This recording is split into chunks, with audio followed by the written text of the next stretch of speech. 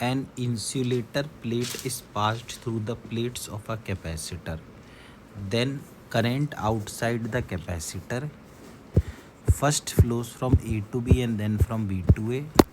First flows from B to A and then from A to B. Always flows from B to A या always flows from A to B.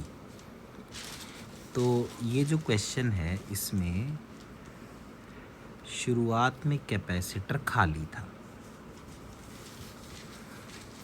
अब अगर शुरुआत में capacitor खाली था तो यदि वोल्टेज V है तो इस पर था CV और निगेटिव प्लेट पर -CV। अब दूसरे केस में जब कैपेसिटर से इसको भर दिया तो इसका नया कैपेसिटेंस C' KC हो जाना चाहिए।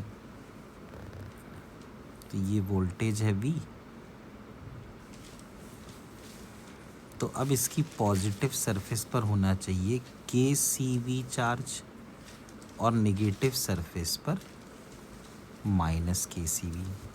इसका मतलब ये है कि पहले ऐसे चार्ज निकला बैटरी से इस तरह से K-1 CV और घूमकर ऐसे वापस आ गया। तो इस पॉइंट को इन्होंने A कहा है यहाँ पर और इस पॉइंट को इन्होंने B कहा है। तो पहले जब वो डाइलेक्ट्रिक स्लैब इमर्स किया जा रहा है तो करंट B से A की तरफ जा रहा है। इसके बाद जब ये स्लैब चलते हुए बाहर निकल गया